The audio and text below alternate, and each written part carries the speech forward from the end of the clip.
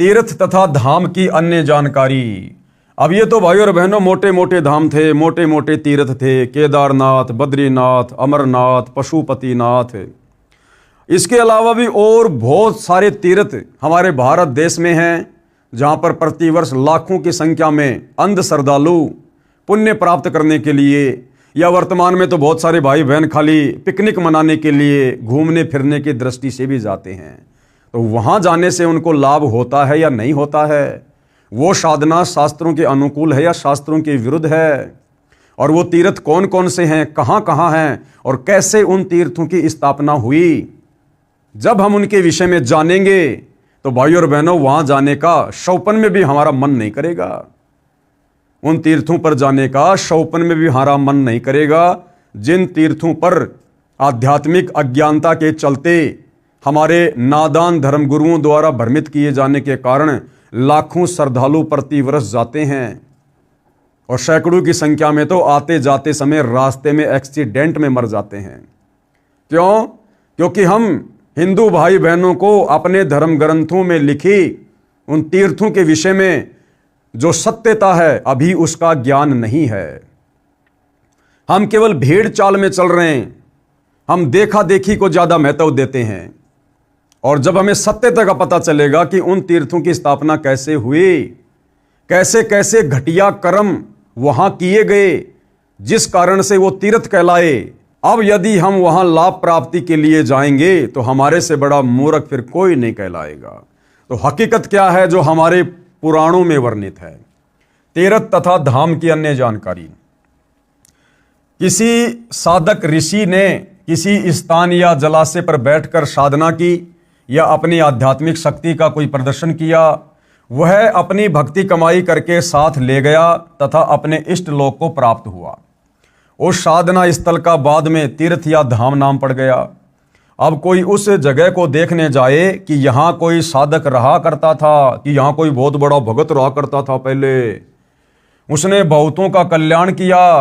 अब न तो वहाँ संत जी है जो उपदेश दे, वह तो अपनी कमाई करके चला गया शरीर छोड़ के। विचार करें, कृपया तीर्थ व धाम को हमाम दस्ता जाने। हमाम दस्ता क्या होता है? एक लोहे का उखड़ होता है, एक छोटा सा लोहे का मुसल होता है, और कोई भी चीज उसमें कूटी जाती है, उसको हमाम दस्ता कहते हैं। 1 फुट का लोहे का गोल पात्र लगभग 9 इंच परिधि का उखड़ जैसा होता है तथा 1.5 फुट लंबा तथा 2 इंच परिधि का गोल लोहे का डंडा सा मुसल जैसा होता है, जो सामग्री व दवाइयां आदि कूटने के काम आता है। उसको कहते हैं हमाम दस्ता। एक व्यक्ति अपने पड़ोसी का हमाम दस्ता मांग कर लाया। उसने हवन की सामग्री कूटी तथा मांज धोकर लौटा दिया। जिस कमरे में हमाम दस्ता रखा था उस कमरे में सुगंध आने लगी। घर के सदस्यों ने देखा कि यह सुगंध कहां से आ रही है, तो पता चला कि हमाम दस्ते से आ रही है। वे समझ गए कि पड़ोसी ले गया था, उसने कोई सुगंध युक्त वस्तु कूटी है। कुछ दिन बाद वह सुगंध भी आनी बंद हो गई। ठीक इसी प्रकार ये तीर्थ हैं भाई और बहनों। उस जगह पर जहां आज तीर्थ बने हुए हैं, किसी भगत ने, किसी साधक ने, किसी ऋषि ने, जैसा भी उसको ज्ञान प्राप्त था, उसने वो साधना की थी, वो भक्ति की थी, और जब उसका शरीर छूटा तो उसके बाद अपनी भक्ति कमाई को लेकर वो अपने इष्ट के धाम में चला गया जहां तक कि उसने साधना की थी। अब वो तो अपनी सारी भक्ति कमाई लेकर चला गया। अब वहां जाने से आप और हमें क्या मिलेगा? वहां तो केवल उस हमाम दस्ते की तरह कुछ दिन के लिए वो सुगंध है। हम ही अपने मन में सोच लेते हैं कि हाँ, बड़ा आनंद आया, बड़ी अच्छी जगह है, बड़ा सुंदर वातावरण है, एकांत जगह है। परंतु भाइयों और बहनों, जो मूल वस्तु थी, जिस प्रकार हमाम दस्ते में जड़ी बूटी कूटी, वो तो पड़ोसी ने रख ली और साफ करके वापस लौटा दिया। अब उसके घर में भी 2-4 दिन तो वो सुगंध रही और धीरे धीरे वो भी समाप्त हो गई। तो इन तीर्थों को बने हुए भाई और बहनों हजारों वर्ष हो चुके हैं, हजारों वर्ष, और अब तो उन तीर्थों पर वो गंध भी नहीं है, वो सुगंध भी नहीं है, वो भी समाप्त हो चुकी है। तो भला हमें वहां जाने से क्या लाभ मिलेगा? मतलब टोटल देखा देखी हो रही है, देखा देखी। कुछ दिन बाद वह सुगंध भी आनी बंद हो गई। इसी प्रकार तीर्थ व धाम को एक हमाम दस्ता जानो। जैसे सामग्री कूटने वाले ने अपनी सर्व वस्तु पहुंच कर रख ली, खाली हमाम दस्ता लौटा दिया। अब कोई उस हमाम दस्ते को सूंघ कर ही कृतार्थ माने तो नादानी है। उसको भी सामग्री लानी पड़ेगी, तब पूर्ण लाभ होगा।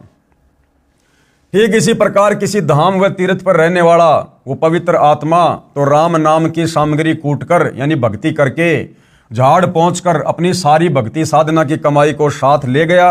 बाद में अनजान श्रद्धालु उस स्थान पर जाने मात्र से कल्याण समझे तो उनके मार्गदर्शक यानी गुरुओं की शास्त्र विधि रहित बताई साधना का ही परिणाम है।